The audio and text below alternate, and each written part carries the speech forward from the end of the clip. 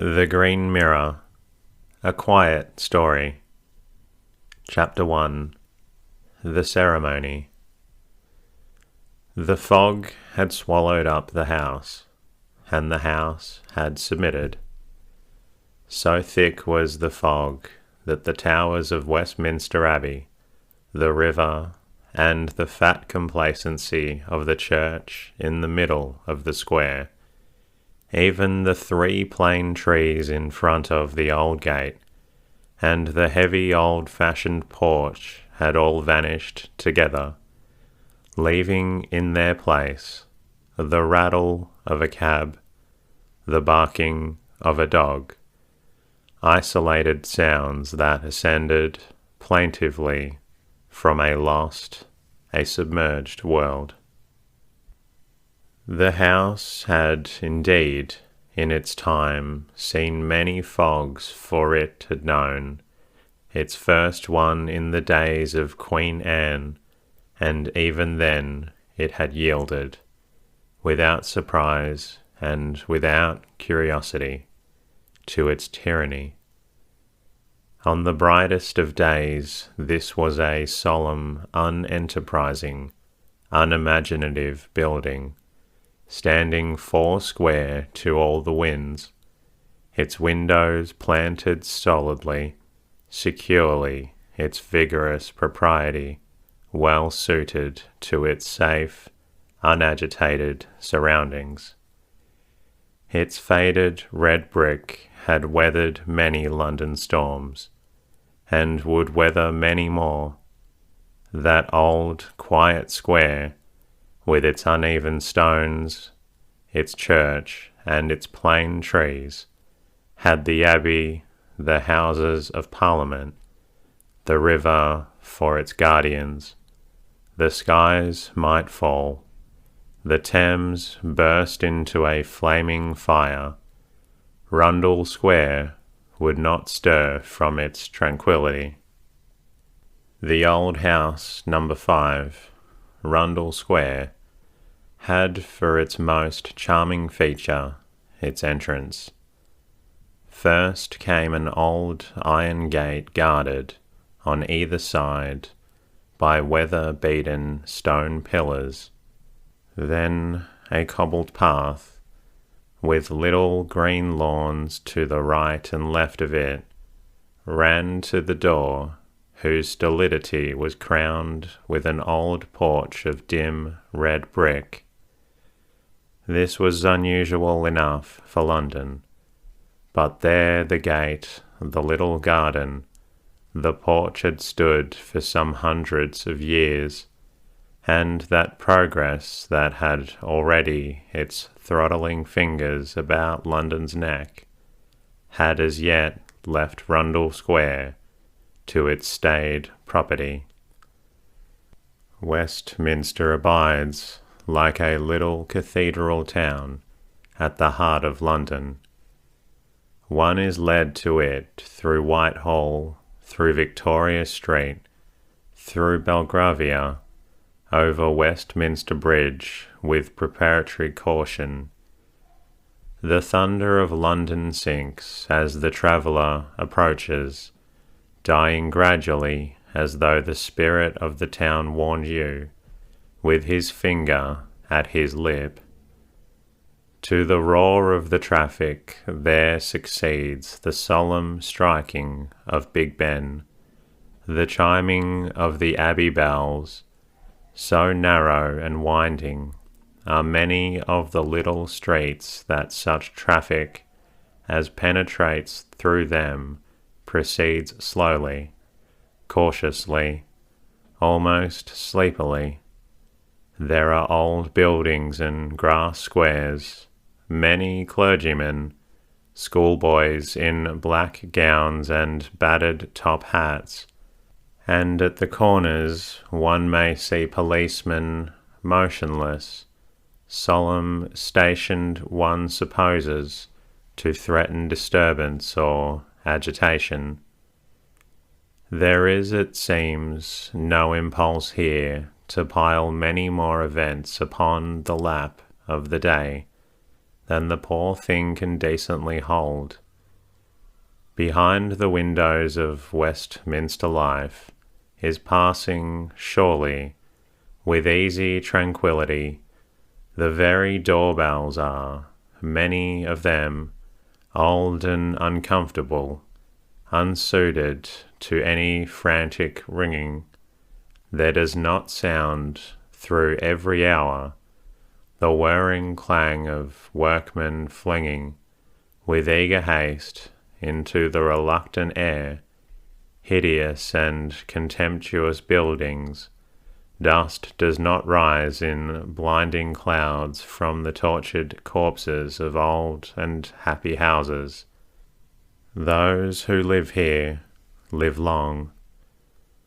Number 5, Rundle Square, then, had its destiny in pleasant places. Upon a fine summer evening, the old red brick with its windows staring complacently upon a comfortable world showed a fine colour. Its very chimneys were square and solid, its eaves and water pipes regular and mathematical. Whatever horrid catastrophe might convulse the rest of London, Number 5 would suffer no hurt. The god of propriety, the strongest of all the gods, had it beneath his care. Now behind the fog it waited, as it had waited so often before, with certain assurances for its release. Inside the house at about 4:30, upon this afternoon, November 8th in the year 1902, young Henry Trenchard was sitting alone. He was straining his eyes over a book that had interested him so deeply that he could not leave it in order to switch on the electric light. His long nose stuck into the book's very heart, and his eyelashes almost brushed the paper. The drawing-room where he was had caught some of the fog and kept it, and Henry Trenchard's only light was the fading glow of a red, cavernous fire. Henry Trenchard, now 19 years of age, had known, in all those 19 years, no change in that old drawing-room. As an ugly and tiresome baby, he had wailed before the sombre indifference of that old, stiff green wallpaper. A little brighter than, perhaps, had sprawled upon the same old green carpet, had begged to be allowed to play with the same collection of little scent bottles and stones and rings and miniatures that lay now in the same decent symmetry, in the same narrow glass-topped table over by the window. It was by shape and design as a heavy room, slipping into its true spirit with the London dusk, the London fog, and the London lamp-lit winter afternoon, seeming awkward, stiff, almost affronted, before the sunshine and summer weather. 1 or 2 Trenchards, 2 soldiers and a bishop, were there in heavy old gold frames, 2 ponderous glass-fronted bookcases, guarded from any frivolous touch high stiff-backed volumes of Gibbons and Richardson and Hooker. There were some old watercolours of faded green lawns, dim rocks and seas with neglected boats upon the sand, all these painted in the stiff precision of the 30s and the 40s, smoked and fogged a little in their thin black frames. Upon one round table, indeed, There was a concession to the modern spirit in the latest numbers of the Cornhill and Blackwood magazines, the Quarterly Review and the Hibbert Journal. The chairs in the room were for the most part stiff with gilt backs, and wore a "don't you dare sit down upon me" eye, but 2 armchairs near the fire, of old green leather, were comfortable enough, and upon one of these Henry was now sitting. Above the wide stone fireplace was a large old gold mirror, a mirror that took into its expanse the whole of the room, so that standing before it, with your back to the door, you could see everything that happened behind you. The mirror was old, and gave to the view that it embraced some old comfortable touch, so that everything within it was soft and still at rest. Now, in the gloom and shadow, the reflection was green and dark, with the only point of colour, the fading fire. Before it a massive gold clock with the figures of the 3 Graces, stiff and angular, at its summit ticked away as though it were the voice of a very old gentleman telling an interminable story. It served indeed for the voice of the mirror itself. Henry was reading a novel that showed upon its back Moody's bright yellow label. He was reading, as the clock struck 4:30, these words: "I sat on the stump of a tree at his feet, and below us stretched the land, the great expanse of the forests, sombre under the sunshine, rolling like a sea, with glints of winding rivers, the grey spots of villages, and here and there a clearing, like an islet of light amongst the dark waves of continuous tree-tops. A brooding gloom lay over this vast and monotonous landscape. The light fell on it as if into an abyss. The land devoured the sunshine. Only far off along the coast, the empty ocean, smooth and polished within the faint bays, seemed to rise up to the sky in a wall of steel. And there I was with him, high on the sunshine on top of that historic hill. The striking of the clock brought him away from the book with a jerk. So deep had he been sunk in that he looked now about the dusky room with a startled, uncertain gaze. The familiar place settled once more about him, and, with a little sigh, he sank back into his chair. His thin, bony legs stuck out in front of him. One trouser leg was hitched up, and his sock, falling down over his boot, left bare part of his calf. His boots had not been laced tightly, and the tongues had slipped aside, showing his sock. He was a long, thin youth, his hair untidy, his black tie up at the back of his collar.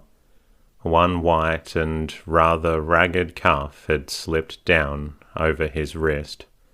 The other was invisible. His eyes were grey and weak.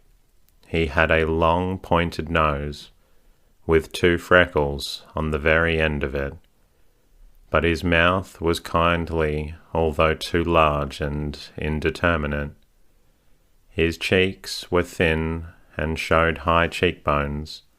His chin was pronounced enough to be strong, but nevertheless helped him very little.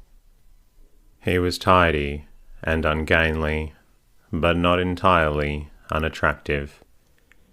His growth was at the stage when nature has not made up its mind as to the next, the final move. That may, after all, be something very pleasant. His eyes now were dreamy and soft, because he was thinking of the book.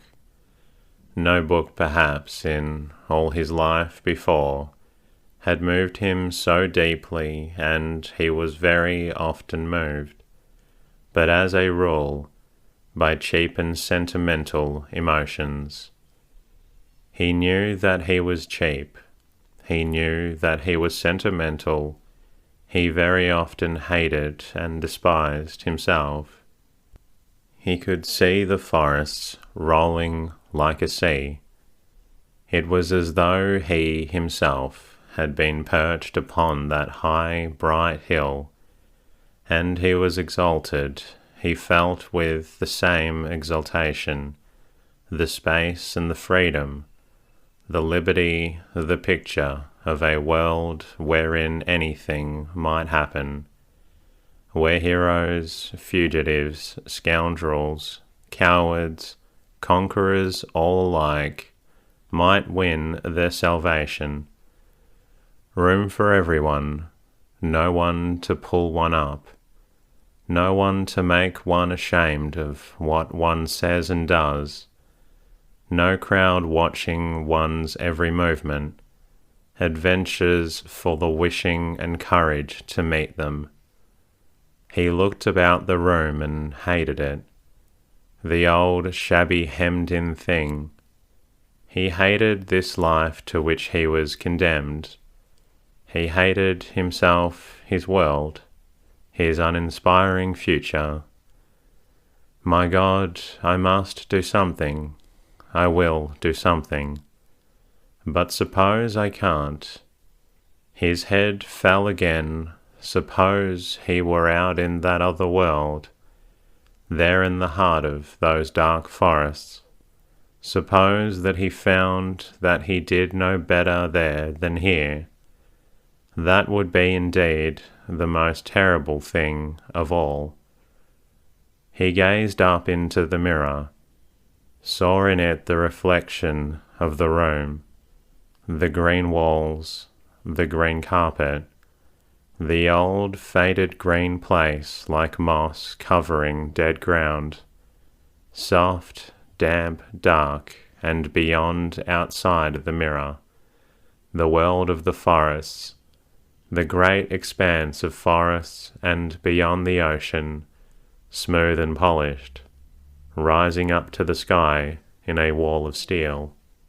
His people, his family, his many, many relations, his world, he thought, were all inside the mirror, all embedded in that green, soft, silent enclosure.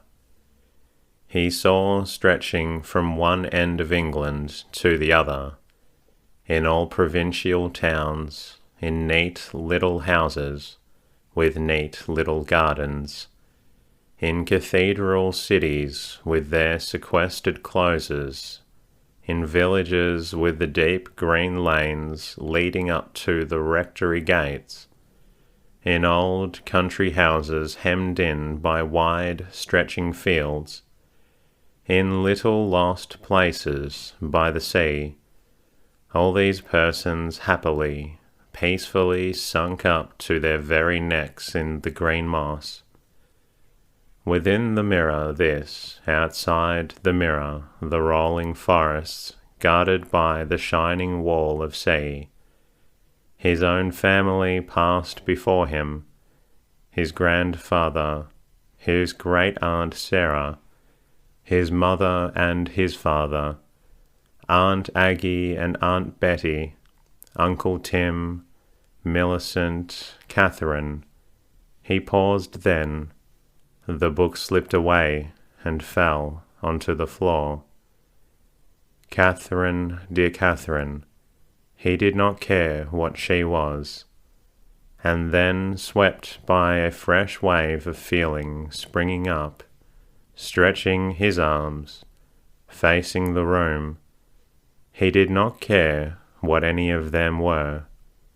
He was the idiot, the discontented, ungrateful idiot. He loved them all. He wouldn't change one of them. He wouldn't be in any other family in all the world. The door opened. In came old Rocket, the staff and prop of the family, to turn up the lights and to poke the fire. In a minute tea would come. Why, Mr. Henry, no fire nor lights? He shuffled to the windows, pulling the great heavy curtains across them. His knees were cracking very slowly as he bent, picked up the book and laid it carefully on the table next to the Hibbert Journal. "I hope you've not been reading, Mr. Henry, in this bad light," he said. Later, between 9 and past, Henry was sitting with his father and his uncle, smoking and drinking after dinner. Tonight was an evening of ceremony, the family ceremony of the year. Therefore, although the meal had been an extremely festive one with many flowers, the perfect mountain of fruit in the huge silver bowl in the centre of the table, and the most sacred of all ports, produced on this occasion and Christmas Day, nevertheless only the family had been present. No distant relations, even certainly no friends. This was Grandfather Trenchard's birthday. The ladies vanished. There remained only Henry, his father and Uncle Tim. Henry was sitting there, very self-conscious over his glass of port. He was always very self-conscious when Uncle Tim was present. Uncle Tim was a founder, and was large-limbed and absent-minded like Henry's father. Uncle Tim had a wild head of grey hair, a badly kept grey beard, and clothed his long, loose figure in long, loose garments. He was here today and gone tomorrow, preferred the country to the town, and had a little house down in Gloucestershire, where he led an untidy bachelor existence whose motive impulses were birds and flowers. Henry was very fond of Uncle Tim. He liked his untidiness, his careless geniality, his freedom, and his happiness. Henry's father, George Trenchard, was splendid, that thought Henry, was the only possible word, and the boy, surveying other persons' fathers, wondered why Catherine Millicent and himself should have been chosen, out of all the world, to be so favoured. George Trenchard, at this time about 60 years of age, was over 6 feet in height and broad in proportion. He was growing too stout. His hair was grey and the top of his head bald.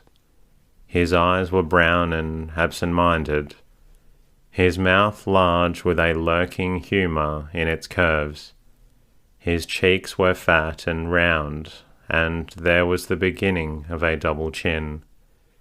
He walked always in a rambling, rolling kind of way, like a sea captain on shore, still balancing himself to the swing of his vessel, his hands deep sunk into his trouser pockets. Henry had been privileged sometimes to see him, when absorbed in the evolution of an essay or the chapter of some book. He is, of course, one of our foremost authorities on the early 19th century period of English literature, especially Hazlitt and De Quincey. He rolled up and down his study, with his head back, his hands sunk in his pockets, whistling a little tune. Very wonderful he seemed to Henry then.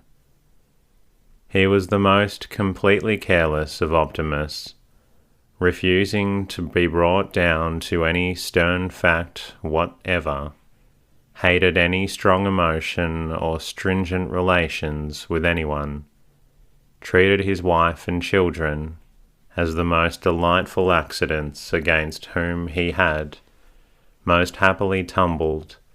His kindness of heart was equally only by the lightning speed with which he forgot the benefits that he had conferred, and the persons upon whom he had conferred them. Like a happy bird, he went carolling through life. Alone of all living beings, his daughter Catherine had bound him to her with cords. For the rest, he loved and forgot them all.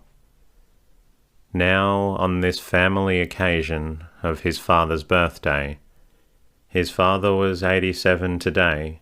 He was absolutely happy. He was proud of his family when any definite occasion, such as this, compelled him to think of it. He considered that it had all been a very jolly, pleasant dinner, that there would certainly follow a very jolly, pleasant evening. He liked especially to have his brother, Timothy, with him.